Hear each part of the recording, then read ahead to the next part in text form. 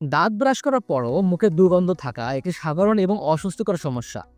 একে হ্যালিটোসিস বলা হয়।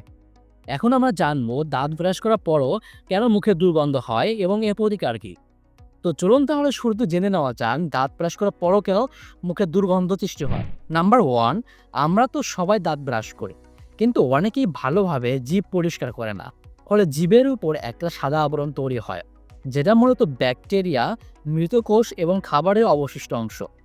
আর এই ব্যাকটেরিয়াগুলোই সালফার উৎপন্ন করে, যা মুখে দুর্গন্ধ হওয়ার অন্যতম প্রধান কারণ। নাম্বার টু, মুখ শুষ্ক থাকা। লালা আমাদের মুখ পরিষ্কার রাখে এবং ব্যাকটেরিয়ার পরিমাণ নিয়ন্ত্রণ করতেও সাহায্য করে।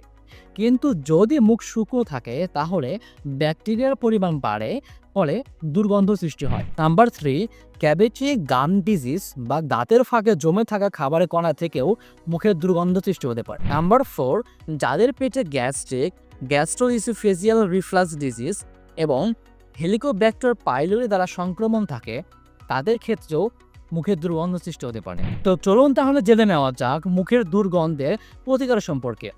নাম্বার ওয়ান, প্রতিদিন সকালে জিভ স্ট্যাপার বা ব্রাশ দিয়ে ভালোভাবে জিভ পরিষ্কার করুন। এটি প্রায় একাই 70% পর্যন্ত মুখের দুর্গন্ধ দূর করতে পারে। নাম্বার টু, প্রচুর পরিমাণ পানি পান করুন। এতে করে লালা উৎপাদন বাড়বে, ফলে মুখের ভিতর পরিষ্কার থাকবে এবং মুখের দুর্গন্ধ কমে যাবে।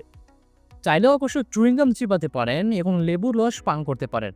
এতে করে মুখের দুর্গন্ধ কমাতে সাহায্য করে। নাম্বার থ্রি, মাউথ ওয়াশ ব্যবহার করতে পারেন, অথবা ঘরোয়া সমাধান হিসাবে উষুম গরম পানির সাথে সামান্য লবণ মিশিয়ে কুলকুচু করতে পারেন। এতে করে মুখের দুর্গন্ধ দূর হয়ে যাবে। নাম্বার ফোর, দিনে অন্তত একবার ডেন্টাল ফ্লস ব্যবহার করুন, কারণ এতে করে দাঁতের ভিতরে থাকা খাদ্যকণাগুলো বের হয়ে যাবে, ফলে মুখের দুর্গন্ধ সৃষ্টি হবে না। এছাড়া লবঙ্গ, পুদিনা পাতা, তুলসী পাতা চিবোলে মুখে ফ্রেশনেস থাকে এবং মুখের দুর্গন্ধ দূর হয়ে যায়। চাইলে এগুলো চিবোতে পারেন।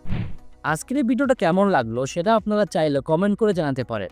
আর এরকম আরও নতুন নতুন হেলথ টিপস পেতে লাইক এবং ফলো দিয়ে আমাদের পাশেই থাকুন। ধন্যবাদ।